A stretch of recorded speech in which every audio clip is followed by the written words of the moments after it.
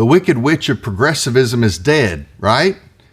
And Christians finally have the opportunity that we said for generations that we wanted, the opportunity to engage culture and win. Well, we might not be as ready for that as we think.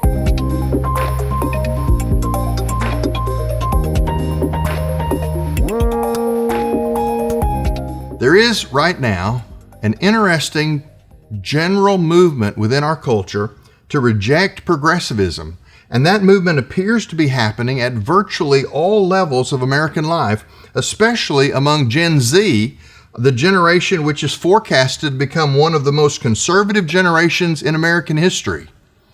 Now, despite the outcry and outrage of the left, the death throes of progressivism, this movement seems to be happening across the board, and it provides Christianity with a real opportunity. There are several explanations possible to explain why this is taking place. Number one, it seems like progressivism just flat out went too far. It assumed that everyone would accept the social ideology of the movement that was fascinated with identity and inclusion and political correctness.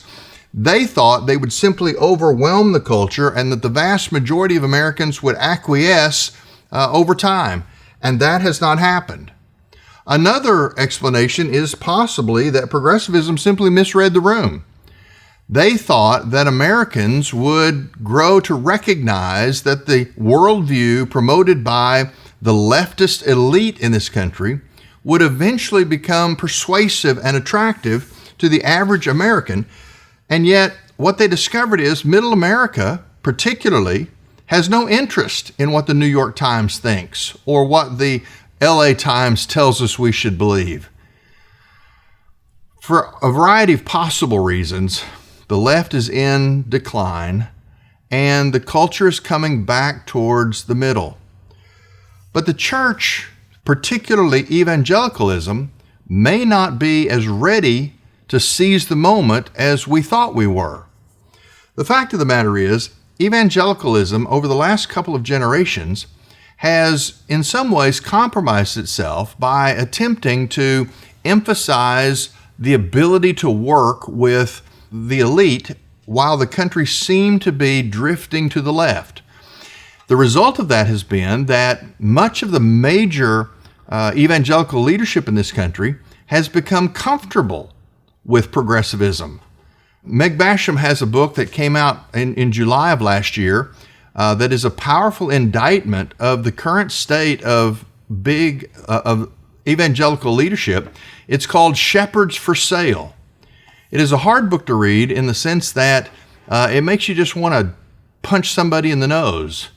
And yet it's an important book to read because the people who have been telling us what we should think are the very people that we once thought were telling us what the Bible tells us to think. They've betrayed their leadership. They've abdicated their role as shepherds. They have put themselves on the market and been put out for the highest bidder.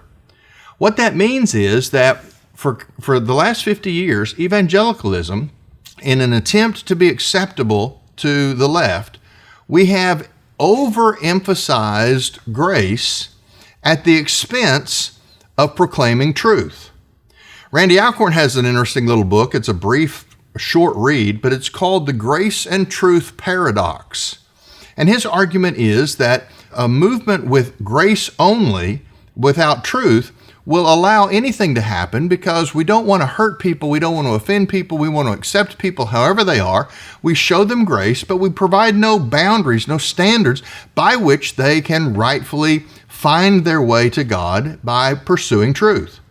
On the other hand, when truth is the only thing that is valued and grace is set aside, we become very judgmental, very legalistic, very pharisaical. The biblical call of following Jesus is a balance of grace and truth.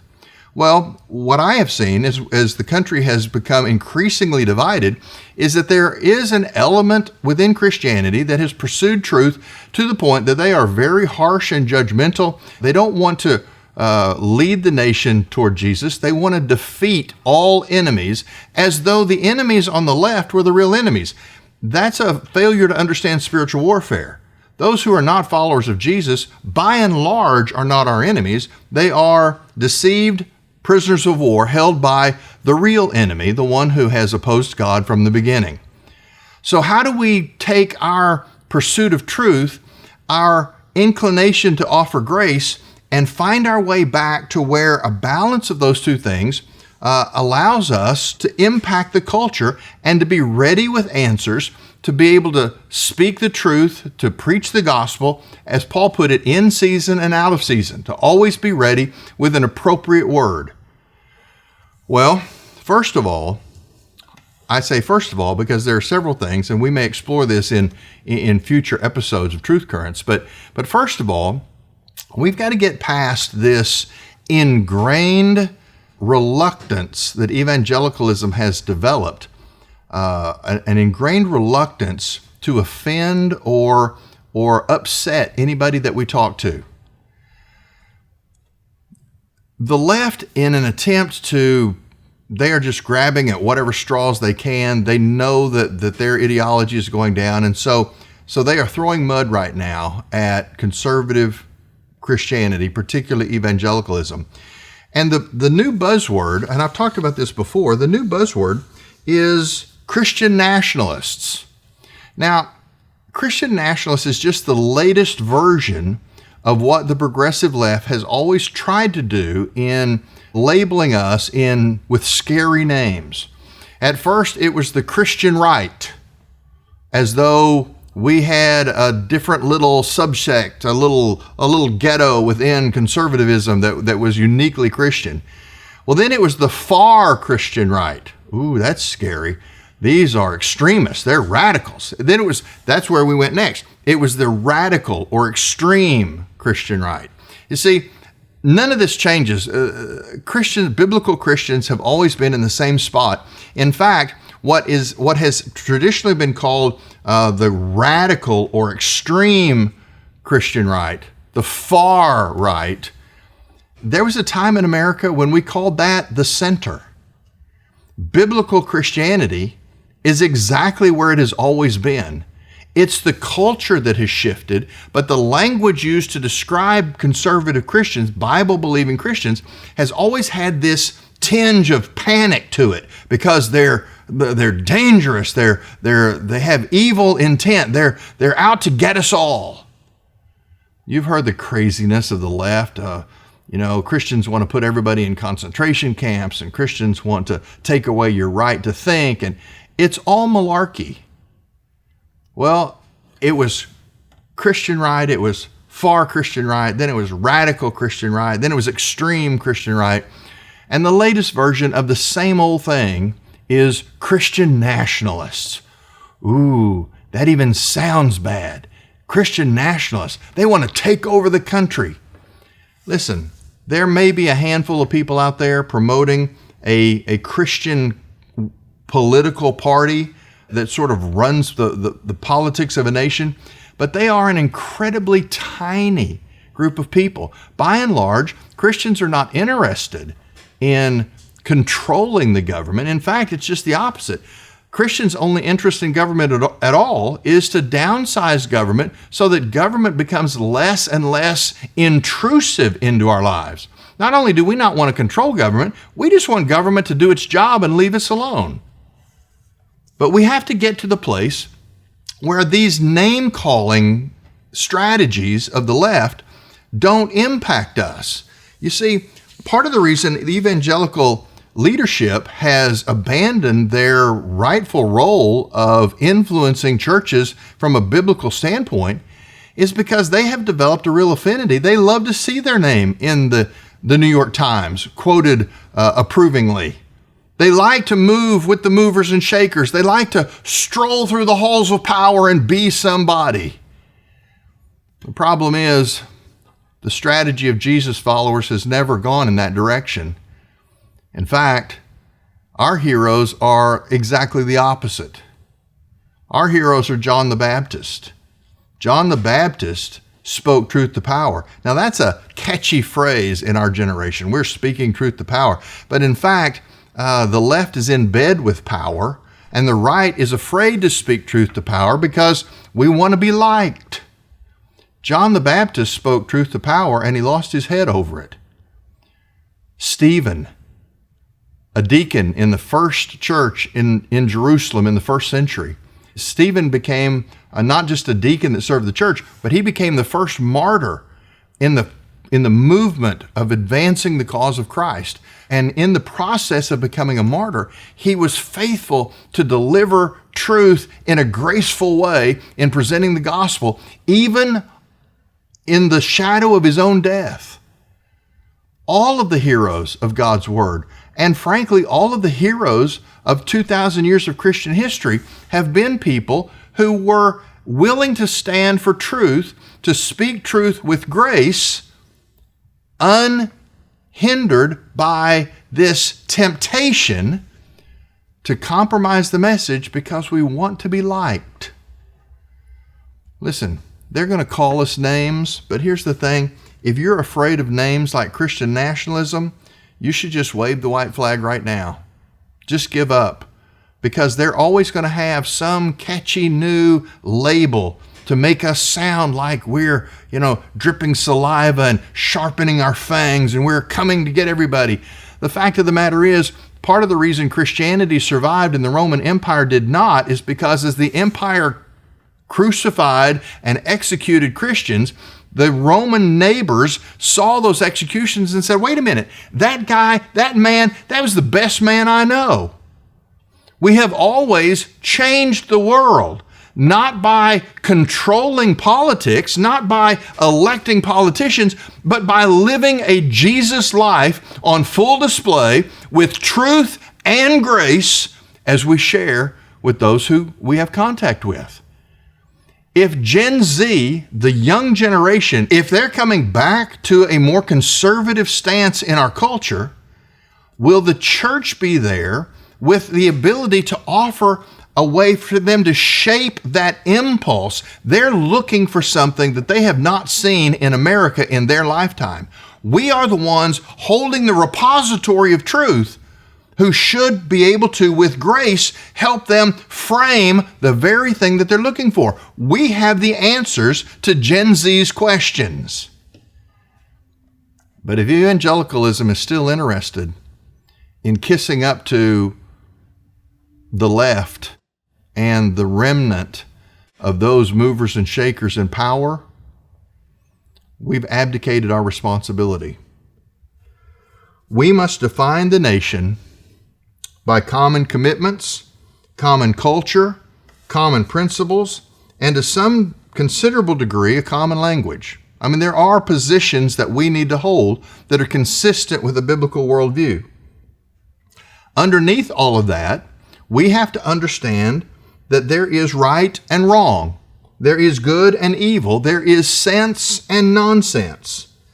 If the nation is to survive, it must have people who can lay out a comprehensive and consistent worldview that makes sense of reality. Progressivism is in its death throes. It's dying because it offered us a worldview that, as it turns out, you can't live by because it's not connected to actual reality. On the other hand, the biblical worldview is precisely the worldview that makes sense of the world as it is and tells us not only where we came from, it explains how we got here, and it provides in the gospel the solution of what we do now to fix where we are. We have to decide, though, that we're willing to stand for truth, communicate it with grace, live that middle ground. We are not Pharisees on one end, and we are not progressives on the other end, patting you on the head and promising that you can do anything you want to and it'll be fine. No, there is grace and there is truth. But because we are a people of grace and truth, this is what we can expect. The Apostle Paul wrote this to Timothy in a letter that we call 2 Timothy. And he said, "Indeed, all who want to live in a godly way in Christ Jesus will be persecuted." We've got to settle in our own minds, in order to be ready for the culture to come back toward us, to have the opportunity that we have fought for 2 generations, to now influence the direction of the country, to reestablish basic Judeo-Christian underpinnings that will allow America to thrive and move forward into the future. In order for us to be what we want to be, the suppliers of answers to a generation who is finally beginning to ask the right questions. In order for us to be that people, we have to settle this issue of whether we are willing to be persecuted for what we believe and teach, or whether we will compromise so that we will be liked by the cultural elite. The cultural elite are dying away. And here's the thing. The decision comes down to this. If you are a Jesus follower, there is ultimately only one opinion that can matter to you. It doesn't matter that your neighbors don't approve of your Christianity. It doesn't matter that the politicians in your city are trying to move in a different direction. You stand in a way that Jesus Christ is satisfied and pleased with your life. And that is the first step to us returning to a place where we are the people who provide the answers, who save the day, who lead the nation by example into all that God has for us. We are not Christian nationalists. We're not looking for control, but we are followers of Jesus. And he says we're salt and light. So let us live our lives in such a way that we bring light into the dark places and we touch decay and preserve it from its natural destructive processes. Let the church be the church. Let evangelicals recover the grace and truth paradox. And then, as Gen Z and others make their way back toward us seeking answers, we will finally be ready not only to speak truth to power, but to speak truth gracefully to those who are asking about the hope that resides in us. Get yourself ready. God's about to use the church. This is Truth Currents.